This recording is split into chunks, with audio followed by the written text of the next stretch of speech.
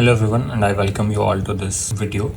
And this is like most other times, this has been a while since I have made a video, but here we go again. I'm back again, and in this video I'll be talking about migrating from Vercel to Hetzner, and I'll be sharing about my experiences and what were the pros and cons and how it went, how long it took me, and other minor details if I have anything.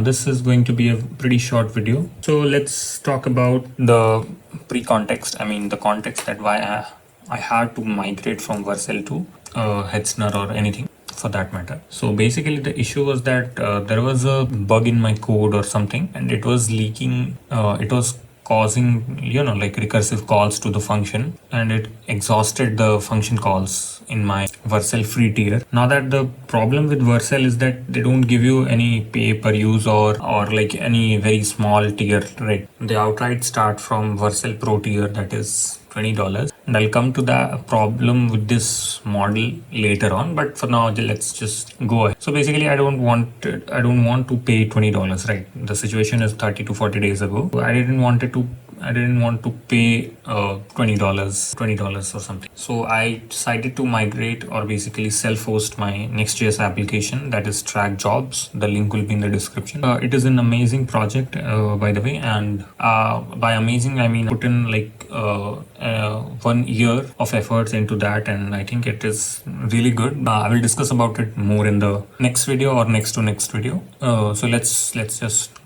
get back to the focus point, and let's talk about why I decided to self-host. So first of all, Hetzner was the cheapest one, right? I think I have got that Finland location, but yeah, you can get it Germany and Finland. I'll talk about the issues with Hetzner also, right?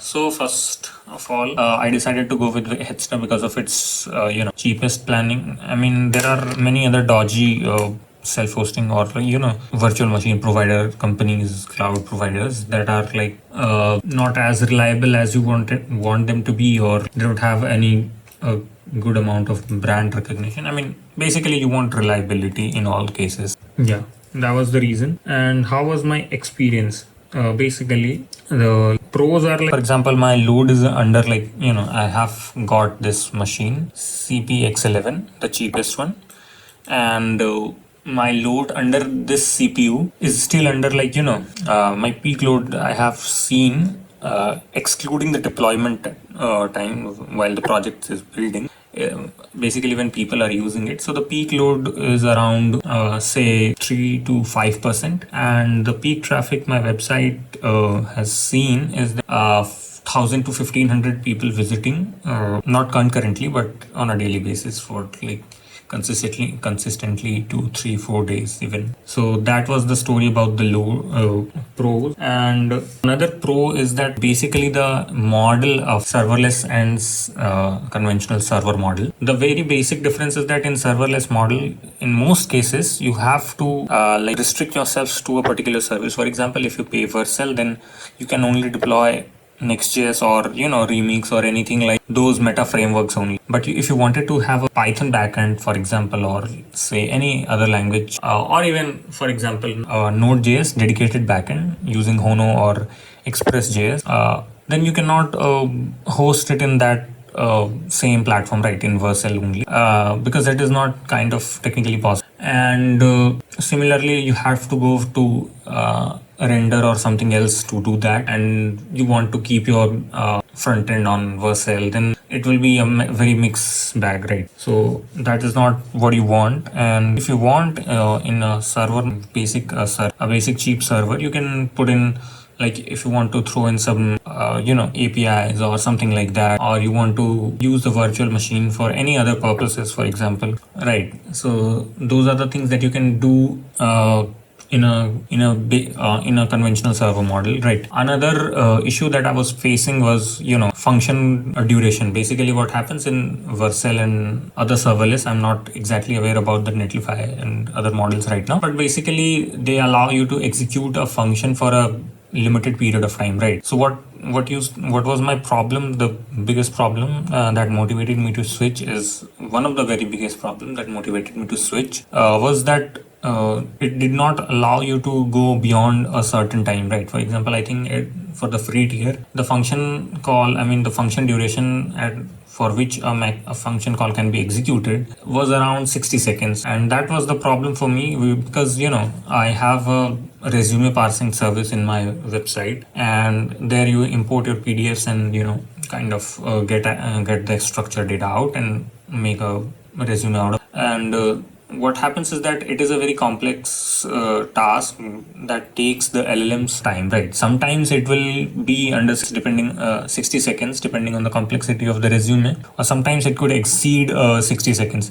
Well, in that case, what happens is that if 60 seconds is executed, so the user will get a timeout error or something like that, and but my tokens are consumed for that API request, right? Because I was not able to listen back to the response that the server sent to me. That was the problem from my side, right? And due to this, I cannot since I cannot increase the length, right, I had to kind of look for the alternatives. So I chose I had two choices really, Coolify or dokploy. They are similar in many ways, but different in many other departments. The very basic difference was the UI, and it was kind of one of the deciding factors for me. And I heard a little bit of good things about dokploy, and it is less resource intensive as compared to Coolify. So that's why I decided to go ahead with dokploy. So essentially what these services are, I think there are very good materials on them, but essentially what they do is if this is your VM, you will have to install Docker, and they itself is a Docker application itself. They are themselves, and they kind of facilitate to run other Docker containers, right? Like if you want to run this other Docker containers, so you can manage them through this GUI kind of. So this is their basic operating model. And there are few issues if you go from Vercel to any other platform or Docker model. As you know, the practices of Nextjs, they are pretty, I think after having a lot of criticism and bashing online, they have been pretty open. They have the self-hosting guides and everything. So if you follow that, I think it was not working for me directly as they mentioned, and why it doesn't work, I'll come to that in a little bit later point. So the basic problem is that Vercel is very forgiving about your Nextjs applications and problems. It kind of abstracts you away from the problems that you might have encountered anyways, but kind of Vercel solves it for you. And that is not the case in a virtual machine or a server. So that was one of the issues that I faced. Some of the npm modules or packages, what happens is that they depend on native binaries or something like that. In that case, if you're running in a Docker container, so you don't have the access to all the required libraries of Nextjs, right? Because by nature Docker is kind of extra, just allowing to have the necessary files. Okay, so in that case you have to find out that which of the libraries or native packages on which this particular library depends on in order to make it work. For example, Puppeteer has a lot of dependencies, and I'll try to maybe showcase a screenshot of what those system packages are. And similarly, you have to figure out, for example, I was trying to use an encryption or hashing library. It is the most popular hashing library called Argon, and it is the highly rated and highly recommended library. So I was using that before in the Nextjs, and it was working perfectly fine. But when I tried to use it in Docker, although I was not aware about the solution at that moment of time, so I had to migrate to just native JavaScript based solution. So for that I think I have recommended in the Cloudflare video also, bcrypt JS. So it is just for hashing my passwords when the user signs up and everything.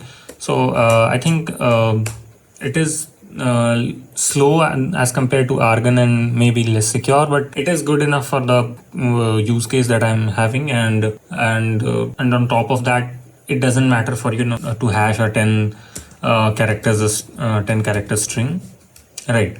So yeah, I went ahead with that, and I'm pretty happy with the output.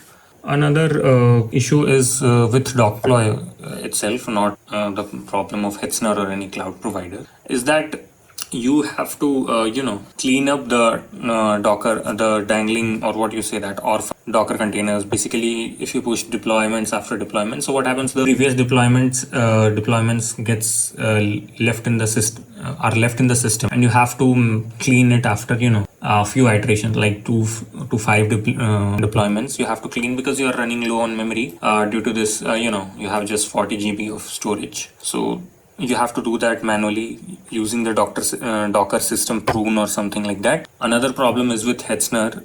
It's that the bandwidth and everything is quite limited outside the European Union. So for example, if you want to go to US, so you see the traffic is just 1 terabytes, and for the same, if you go to the Finland, the traffic is 20 terabytes. So basically they are limited outside the European Union. So what is the problem with European Union is the restrictions and laws and other things. So what happens sometimes, if you are trying to use some APIs that are kind of not accessible from European Union, because they need to do that approval thing and everything. So for example, in the very early days, Gemini, ChatGPT were not launched in European Union just at the same time as compared to US and everything. So you couldn't have been able to access the APIs at that moment of time. But now the Gemini API and other APIs, most of what I use is absolutely fine and working just fine. And another very basic recommendation is that for Hetzner, use the euro pricing, because